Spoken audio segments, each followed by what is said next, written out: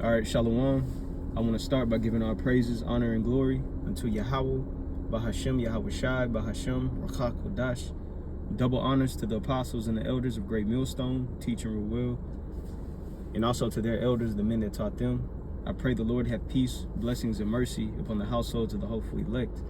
This is the brother Shema Wan from the Great Millstone Houston Church. And I just want to go into a few precepts. Just been meditating on how, there's nothing for us on this side. That's why, the apostles were in that spirit of asking Yahweh Shai, without at this time restore again the kingdom to Israel. Because everything on this side being under the rulership of our enemies, right? We have no continual city. We have no, we really have no true resources that could, prosper on this side for us or our families. We're just here to serve our sentence in this captivity, to grow towards the Lord and Lord willing, be delivered, from this hell that we're in. So with that being said, I'm going to get a few precepts, and I pray that it will be edifying to the Lord's elect. I'm going to start here in 1 John chapter 2 and 15. It says, "Love not the world, neither the things that are in the world. If any man love the world, the love of the Father is not in him. For all that is in the world, the lust of the flesh, and the lust of the eyes, and the pride of life, is not of the Father, but is of the world." So, simply and plain, what is it that you can really gain on this side? What is it that you can actually have on this side? That's like that'll actually be, beneficial for you. Something that you can actually have and possess forever. Nothing.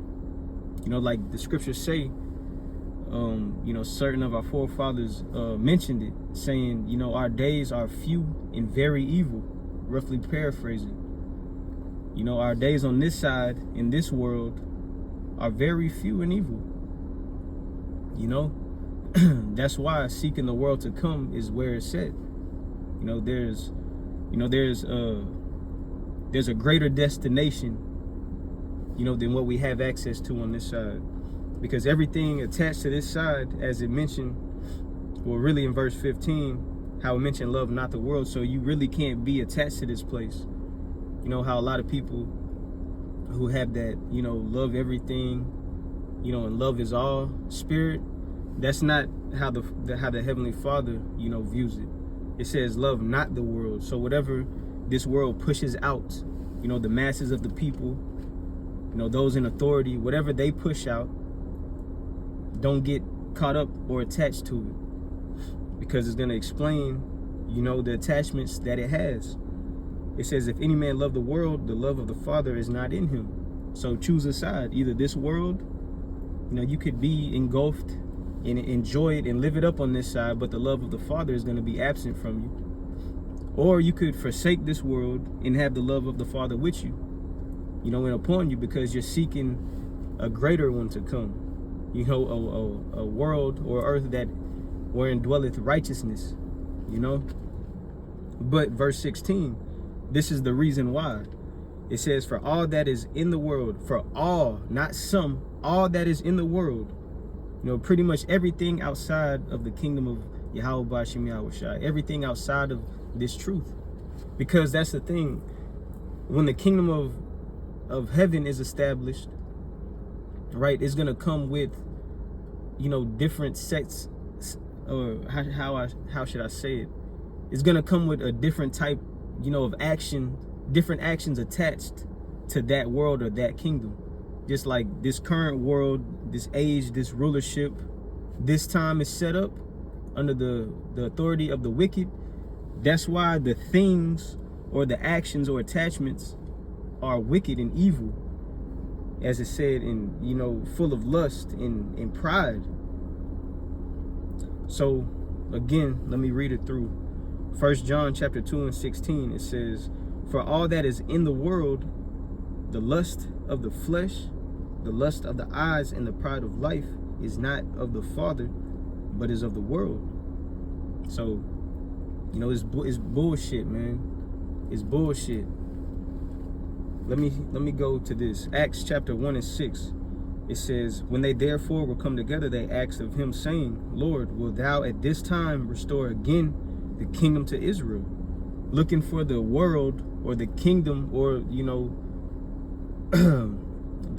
this time to come unto the nation of Israel, where, you know, the nation of Israel will be established, will be the head and no longer the tail. Because there's a lot of things that are attached to whenever the Israelites are going to be set up in authority. Righteousness is going to dwell throughout the whole nation and throughout the whole earth. You know, a new body with the law, statutes, and commandments are going to be in our inward parts. And so many more blessings and wonders that the Lord has in store. So this just shows you the current situation that we're in right now is not it. You know, so just, you know, trying to stay focused and locked in of getting to the world to come. As it says in 2nd Esdras, let me read it. 2nd Esdras chapter 6 in verse 9, it says, for Esau is the end of the world, this age, this time period. Esau is the end, and Jacob is the beginning of it that followeth. Jacob is the beginning of it that followeth, is connected to what the apostles asked Yahushua in Acts 1 and 6. I'm going to read it again. When they therefore were come together, they asked of him, saying, Lord, wilt thou at this time restore again the kingdom to Israel? So that's what the apostles were, you know, were inquiring about. When is the kingdom going to be given unto the nation of Israel? You know, whenever the things that are on this side, it won't be full of lust and pride of life. You know, it will be actually time to get down and to deal, you know, build families, learn to do business, you know, expand our living, expand our life. So this shit is not it. Everything attached to it on this side is not it. It's just for a small moment, just for a quick pleasure, for foolish pride, you know, and really just laying back and off of the lesson the elder Abadya did. You know, just listening to the elder's lesson just, you know, put me in the spirit, because you really have nothing on this side. You know, everything, that's why the scripture he brought out, setting your affections on things above. You know, that's why Yahushua mentioned, let me read it, let me just read it. And Salakia, too, I know I might be talking a little fast, I'm just trying to get it while it's on my spirit over here at the job. But this is why Yahushua mentioned this real quick. This is Matthew chapter 6 in verse 20. It says, no, I'm going to start at verse 19. It says, lay not up for yourselves treasures upon earth, where moth and rust doth corrupt, and where thieves break through and steal. Just more of a reason not to be attached to this place. In the book of 1 John, it mentioned, you know, how the things on this side were full of lust, the lust of the eyes and the pride of life. They have no love for this world. Then Yahushua on top of that says love. It says, lay not up for yourselves treasures on earth. You know, don't try to get a comfort on this side. You know, where I remember thinking about a lesson I listened to a while back ago. I believe it was from Elder Abadya, mentioning somewhere in the title, like looking for a pillow in captivity. You know, trying to have it as comfortable as you can in captivity. That's not the spirit to be in. That's why it says, lay not up for yourselves treasures on earth, where moth and rust doth corrupt, and where thieves break through and steal. Because the shit can be taken away. It can be stripped. It could be destroyed. You know, it can be tampered with. It can be touched. It can be taken away. So why literally try to go searching and try to gain a corruptible treasure that could be messed with? You know, verse 20, but lay up for yourselves treasures in heaven, where neither moth nor rust doth corrupt, and where thieves do not break through nor steal.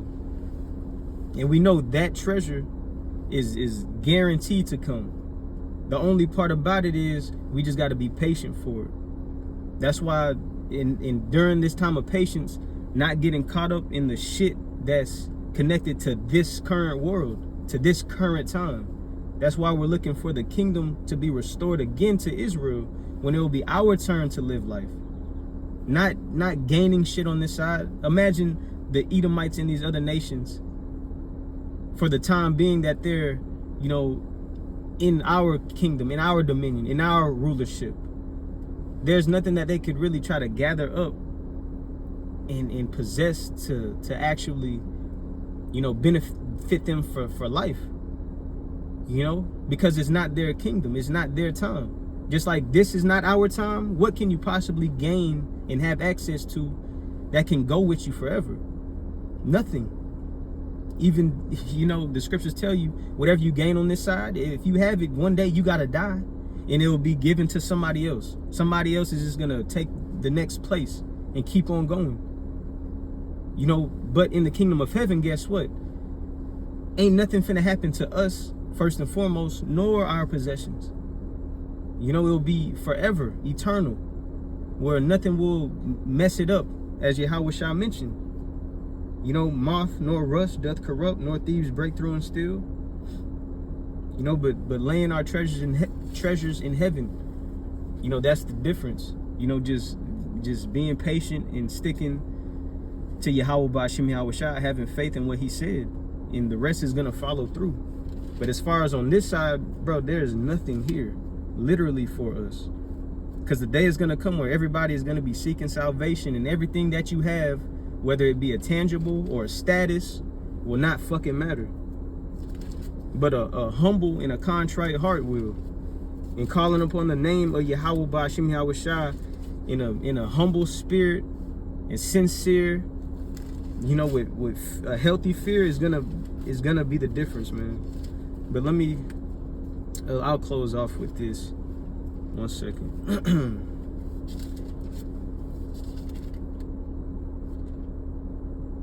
This is Romans chapter 8:1. It says, there is therefore now no condemnation to them which are in Hamashiach Yahushua, who walk not after the flesh, but after the spirit. You know, just not really being attached, you know, to the things that can really just get this flesh up and going. You know, trying to have a balanced life. You know, using the world without abusing it. Staying in the spirit, you know, as much as possible. You know, listening to lessons, spiritual conversation, spiritual meditations, whatever it is that we got to do, you know, in order to continue to endure on this side before, you know, it's time to go home to where we, you know, to where we're seeking. You know, and it's easier said than done. And there's a lot in between, but, you know, it's not impossible with Yahushua. You know, that's why, you know, whenever things do get heavy, and it's like a heavy load on your plate, hey, the spirit is always there to uplift you out of that, whatever it may be. As Yahushua mentioned, I'll end it right here. This is John, if I could find it. John chapter 16 and verse 33. And I'll end it right here, Lord willing. It says, this is Yahushua speaking. It says, these things I have spoken unto you, that in me ye might have peace. And being in Yahushua is being in the spirit.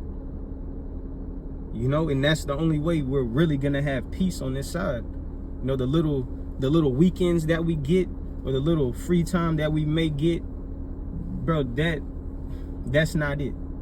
That's not it. That's a life of living in neutral. You ain't going no fucking where. The same shit every day. But we understand we're in our captivity. That's why we seek the world to come, and not trying to just build up in our captivity. You know, trying to build up comfort, try to build up fun, try to build up a name. All of that shit is attached to this world. You know? But it says, these things I have spoken unto you, that in me ye might have peace. In the world ye shall have tribulation. So guess what? Being in this time, it's not gonna be fun. Just like whenever you're at work, you're at fucking work. You're not here to play. You're not here to have fun. You are at work.